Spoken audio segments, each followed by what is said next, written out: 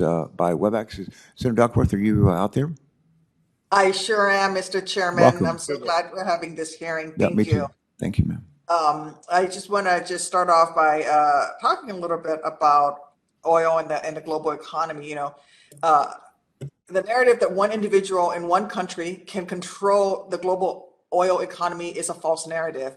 Additionally, the narrative that more leases would decrease today's gas prices and immediately help secure energy independence from Russia is also a false narrative.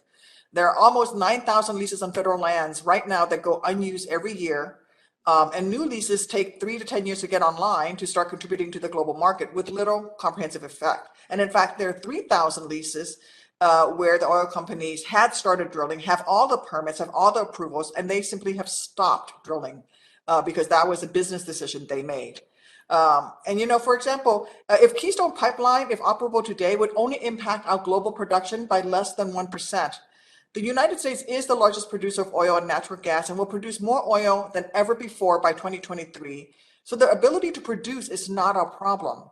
The oil markets works like most markets. It's impacted by supply, demand, and market speculation on futures prices. Recovering from a global pandemic coupled with the Ukraine crisis are naturally going to have an impact on all oil futures. We can't control that. However, one of the major contributors to the oil market that we do control is production or supply. Selling SPR is helpful, but without supply to meet the demand, prices will rise. That's simple economics. Unfortunately, big oil controls production, and these private businesses are choosing to spend their capital elsewhere. This attitude of using their funds to pay high dividends rather than increasing production of oil is incredibly upsetting. They could increase production, start drilling again in those 3,000 leases that they already have permission and have already begun production on, but they choose not to. We had big oils back when disaster hit, and it's time now for them to repay taxpayers with an increase in supply, which is very much within their control. Taking advantage of a global crisis to the financial benefit of an industry is immoral behavior. It reminds me of some oil companies' actions immediately following Hurricane Katrina, where they hiked up rates while people were drowning. Excessively increasing oil prices and reasonably decreasing or halting supply to increase your profit margins is shameful. And unreasonably decreasing or halting supply to increase your profit margins is shameful.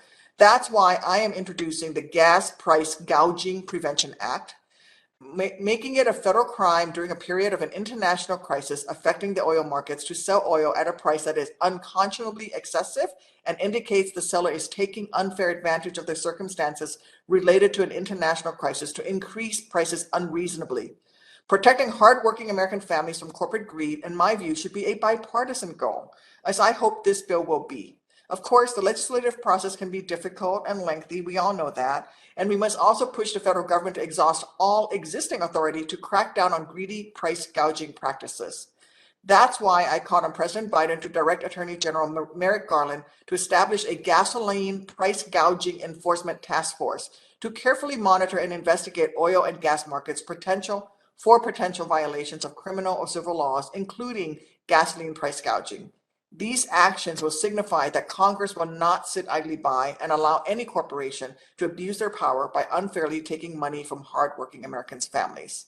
Saving families money at the pump is also why I joined forces with my Republican colleague, Senator Ernst, to introduce the Homefront Energy Independence Act that will incentivize biofuel production and allow for the year-round sale of E15 fuel.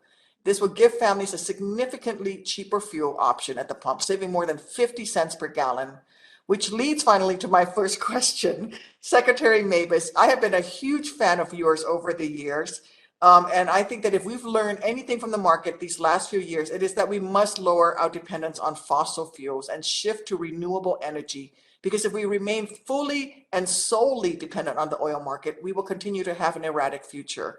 While you were Secretary of the Navy, part of your admirable goal to decrease the Navy's petroleum consumption was the use of ethanol blends and E15. As gas prices continue to increase and American families are left paying unbelievable prices at the pump, do you think, Secretary Mavis, that having E15 fuel as a choice during the coming summer months will be a helpful alternative to combat high gas prices and reduce petroleum production? Senator, I think in the near future, that is one way we can reduce what people are paying at the pump. And in the, you were right, we went to flex fuel vehicles. We went to agricultural biomass, which is what these things come out of. And as you look to the future, when you get to second generation biofuels, you're going to be able to use the corn stalks, the stover, the wheat stalks, to do fuel, so that you can sell the corn or the wheat for one thing. You can sell the stover for energy, and it will not only lower the price at the pump, but it will give American farmers a whole new energy stream, which a lot of them desperately need. Thank you, Mr. Secretary. I'm out of time, Mr. Chairman. Thank you. Yeah, thanks so much for joining us, Senator Duckworth.